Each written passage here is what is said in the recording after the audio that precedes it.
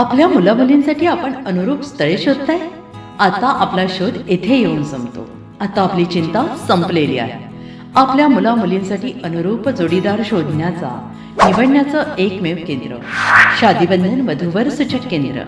या संस्थेमध्ये सर्व समाजातील 70,000 पेक्षा जास्त स्थळे नोंदणी असलेले असे शादीबंधन वधूवर सूचक केंद्र. संपूर्ण महाराष्ट्रात आणि कर्नाटकात प्रसिद्ध असलेले एकमेव वधूवर सूचक केंद्र म्हणजे शादीबंधन वधूवर सूचक केंद्र, ज्यांच्याकडे आहे सर्व समाजातील सर्व जाती आणि पोटजातीतील 70,000 पेक्षा जास्त स्थळांची नोंदणी. आपल्या इच्छेप्रमाणे वर्गवारी करून अनुरूप स्थळे निवडण्याची सुविधा. एक वेळा जोडले जा आणि आपलं जीवन सफल करून घ्या. हजारोंनी याचा लाभ घेतला आहे. आपणही आपल्या मुलामुलींसाठी, विधूर, विधवा, वयस्करांसाठी योग्य स्थळांची निवड करा. एक सुवर्ण संधी घेऊन येत शादीबंधन. आजच संपर्क करा. शादीबंधन वधूवर सूचक केंद्र, लोकसंदेश न्यूज ऑफिस समोर, महाराष्ट्र स्क्रॅप जवळ, 100 फुटी road, Sangli. Pincode 416416. Customer care number 9922864545. आमच्या वेबसाईटवर स्थळे पहा. आमची वेबसाईट आहे www.shadibandhan.in.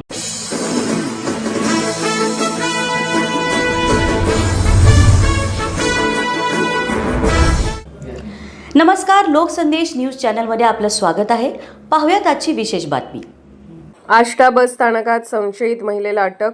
2 महिन्यांपूर्वीच्या सोन्याच्या दागिन्यांच्या चोरीचा मालमत्तेविरुद्धचे गुन्हे उघडकीस आणण्यासाठी सुरू असलेल्या विशेष मोहिमेत स्थानिक गुन्हे अन्वेषण शाखेच्या पथकाने महत्त्वाची कारवाई करत एका महिलेला ताब्यात घेतले असून तिच्याकडून चोरीतील सोन्याचे दागिने आणि रोख रक्कम जप्त करण्यात आली आहे. पोलीस अधीक्षक तुषार दोशी यांच्या आदेशानुसार स्थानिक गुन्हे अन्वेषण शाखेचे पोलीस निरीक्षक संजीव झाडे यांनी चोरीचे गुन्हे करणाऱ्या संशयितांची माहिती गोळा करून कारवाई करण्यासाठी विशेष पथक नेमले होते. दरम्यान सांगली विभागात पेट्रोलिंग सुरू असताना police head constable Arun Patil आणि पोलीस कॉन्स्टेबल सूरज थोरात यांना त्यांच्या बातमीदारामार्फत माहिती मिळाली की एक महिला आष्टा बस स्थानक परिसरात चोरी करण्याच्या उद्देशाने फिरत आहे.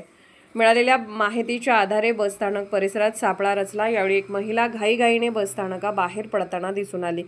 संशय आल्याने महिला पोलीस अंमलदार सपना गराडे यांच्या मदतीने तिला ताब्यात घेण्यात आले. चौकशीत तिने आपले नाव कविता सतीश काळे, वय 46, राहणार कणानगर, झोपडपट्टी, नागाळापार, कोल्हापूर असे सांगितले. महिलेची पंचांसमक्ष झडती घेतली असता तिच्या पर्समध्ये कागदी पुडीत सोन्याचे दागिने आणि रोख रक्कम आढळून आली. या मालमत्तेबाबत विचारणा केली असता तिने सुमारे 2 महिन्यांपूर्वी विटा एसटी स्थानकावर बसमध्ये चढणाऱ्या एका महिलेच्या पर्समधून हे दागिने चोरी केल्याची कबुली दिली. यानंतर विटा पोलीस ठाण्याच्या गुन्हे अभिलेखाची पडताळणी केली असता संबंधित चोरीचा गुन्हा दाखल असल्याचे निष्पन्न झाले. आरोपी महिला आणि जप्त मुद्देमाल पुढील तपासासाठी विटा पोलीस ठाण्याच्या ताब्यात देण्यात आला असून पोलीस हेड कॉन्स्टेबल उत्तम माळी अधिक तपास करत आहेत. या कारवाईमुळे 2 महिन्यांपासून प्रलंबित असलेल्या चोरीच्या गुन्ह्याचा उलगडा करण्यात पोलिसांना यश आले आहे. अशाच विशेष घडामोडींसाठी आमच्या यूट्यूब चॅनलला सबस्क्राईब करा, फेसबुक पेजला लाईक करा आणि इन्स्टाला फॉलो करा.